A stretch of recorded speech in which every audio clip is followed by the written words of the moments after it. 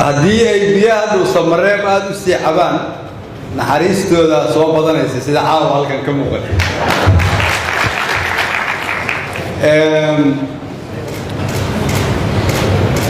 maamulka iyo shacabka dawladda Soomaaliyeed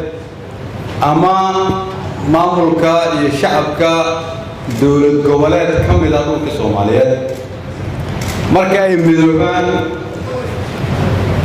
iskuna tashadaan kana fikiraan inay isu tanaasulaan waxay muujinaysaa in si degdeg ah horumar lagu gaari karo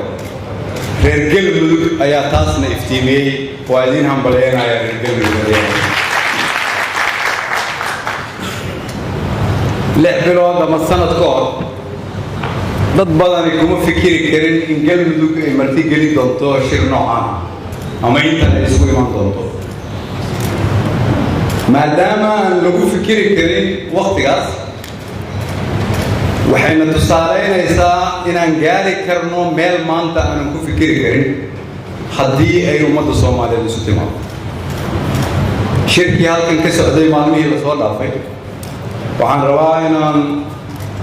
ku xaqiijiyo ummadda Soomaaliyeed inuu ahaa shir ku salaysan isdhegaysi isu tanaasul kulligeen aan ka doodaynay danta dadka Soomaaliyeed marna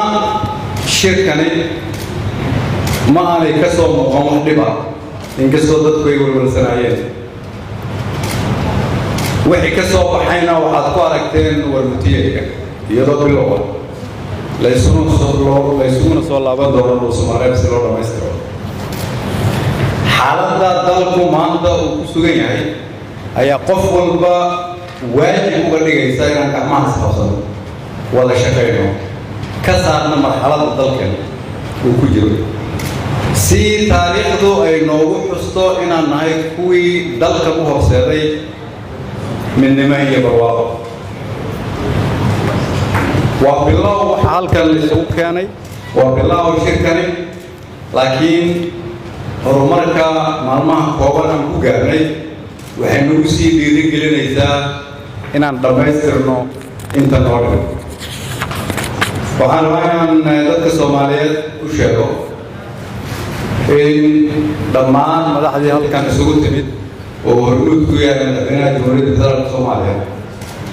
inaan ku heshiinay inaan ka wada shaqeyno sidii dalka aan ku gaarsiin lahayn meesha ummadda Soomaaliyeed ay rabto waxaan kaloo ku heshiinay inaan isdhegaysano weliba marka aan kala aragti duwanahay si aan isugu keenno aragti midaysan oo dalka u sii horseedi karta horumarka dhaqaale amni iyo siyaasadeed oo aan gaarnay 3 sano ee hogaagii aan dalka joogay intaas ka sokow waxaan mar labaad u mahadcelinayaa madaxda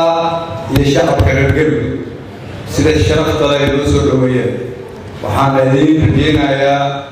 inaad ka faa'iideysan doontaan joogitaanka ay la joogaan martida tirada badan ay idinka caawin doonto horumarka iyo dib u dhiska galmudug